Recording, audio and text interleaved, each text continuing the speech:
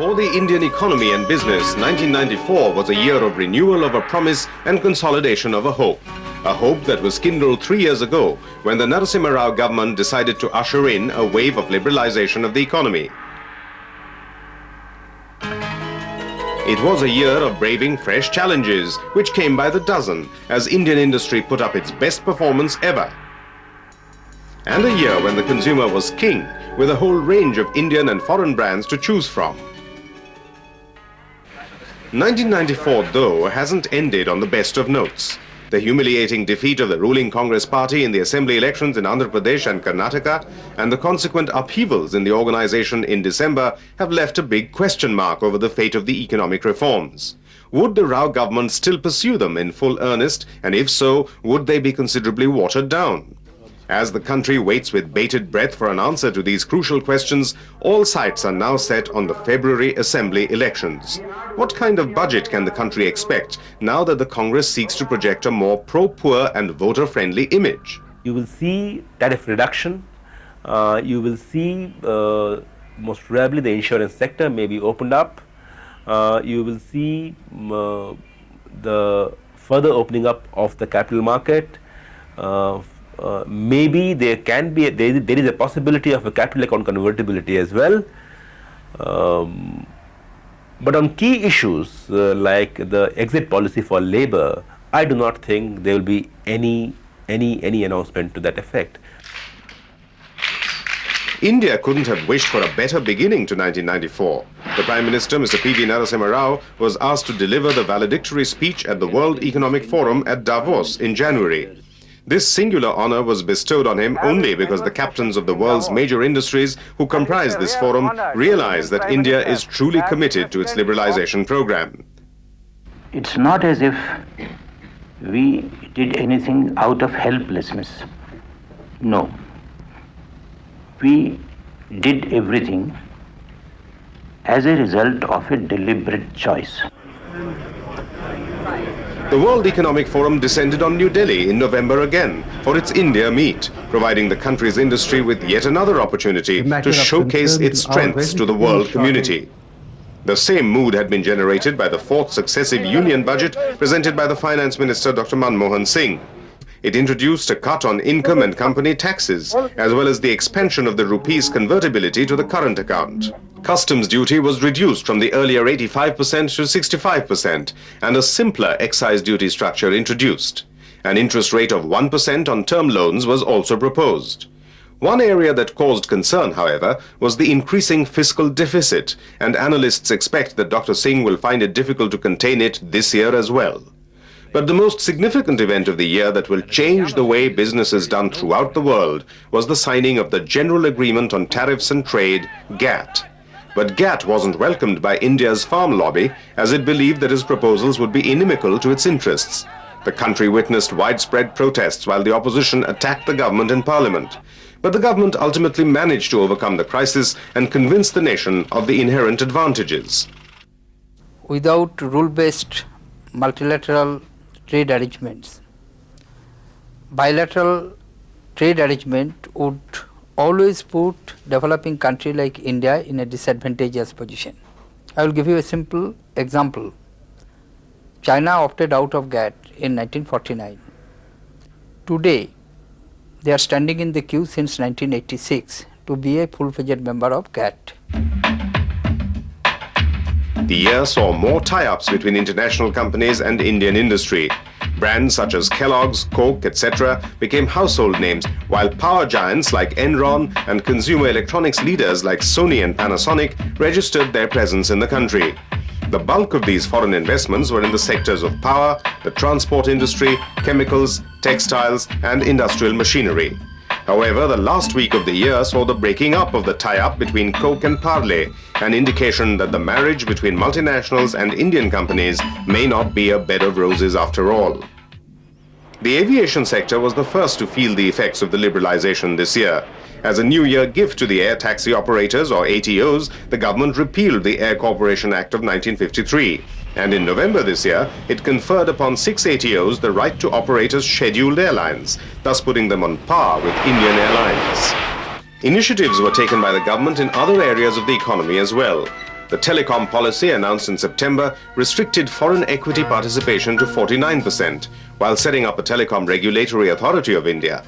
Analysts expect that with the sector being thrown open to foreign firms, networking of customer services in banks and supermarkets will soon become a reality.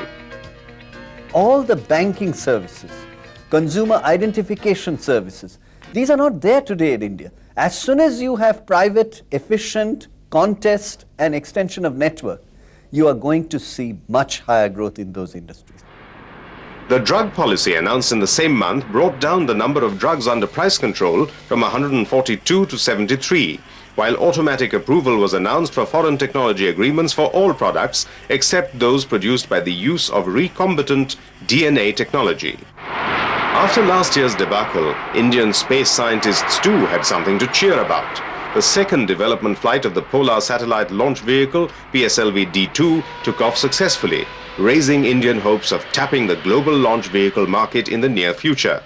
The commercial arm of the Indian Space Research Organization, ISRO, Antrix Corporation, has already started making efforts in that direction. We might be able to build satellite subsystems like communication packages or sensors or other type of thermal controls or power systems. We should be able to build which could be very competitive cost-wise. And there could be companies in the Western world who could be interested in these kind of things because they would like to fit that into the satellite where they may be the main contractors. In a similar vein were the efforts of Hindustan Aeronautics Limited, one of the major defense establishments of the country. HAL also began tapping the growing commercial aviation market, becoming the favorite subcontractor of many a global player.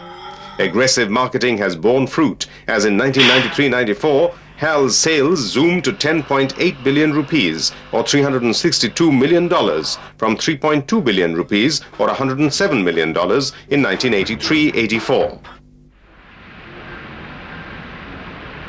India didn't spare any efforts to use commerce as a vital tool of international diplomacy either. The Singapore Prime Minister, Mr. Goh Chok Tong, and Mr. Narasimha Rao exchanged visits, underscoring the fact that with Singapore keen to invest in emerging world markets, India is one potential area of investment. Importantly, high-level business delegations accompanied both prime ministers. Singapore is a leading member of the Asia-Pacific Economic Cooperation Trading Bloc, an exclusive club to which India's business strategists covet entry. Mr. Rao's visit was an attempt to get Singapore's support to fulfill this ambition. A high-level British Concord delegation led by the Trade Minister, Mr. Richard Needham, came visiting too in November to further encourage possibilities of increasing trade ties between the two countries. Coming as it did as a sequel to the HMY Britannia delegation last year, it only reinforced the growing business ties between the two countries. But almost as if to offset these positive efforts, there were serious setbacks too. The government's PSU disinvestment efforts did not produce the desired results. Among the companies whose shares were on offer, only those of the Oil and Natural Gas Corporation Limited, ONGC, and the Indian Oil Corporation, IOC, found favor with the investors. The panic created by the plague in Surat in Gujarat and adjoining areas adversely hit exports as well as tourist arrivals into the country.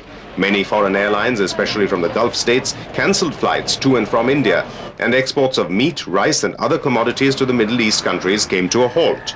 Cancellation of tour groups started filtering in as the Tourism Ministry officials launched a counter-propaganda drive to reassure visitors that none of the major tourist circuits were plague affected. The Action Taken report on the securities scam created a furore in Parliament before claiming 2 prize victims in the last week of the year. Former Health Minister Mr. B. Shankaranand and Minister of State Mr. Rameshwar Thakur. Another scandal to hit the headlines was the sugar muddle, caused due to the shortage of sugar in the domestic market. It resulted in the resignation of the Food Minister Mr. Kalpanath Rai and the Civil Supplies Minister Mr. A.K. Antony. But 1994 wasn't a year of despair and bad news alone. Even though the Bombay Stock Exchange displayed varying moods during the politically uncertain times after the assembly elections, analysts remained positive about the prospects after February. Post-February, you could have 2 scenarios.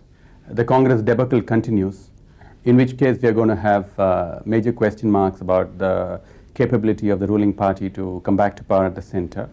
But even then, I don't see a major fall beyond these levels because the fundamentals of the market are so good.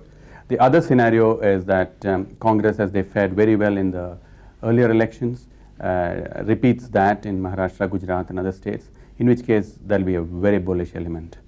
The yardstick of economic progress, industrial growth and forex reserves position was admirable.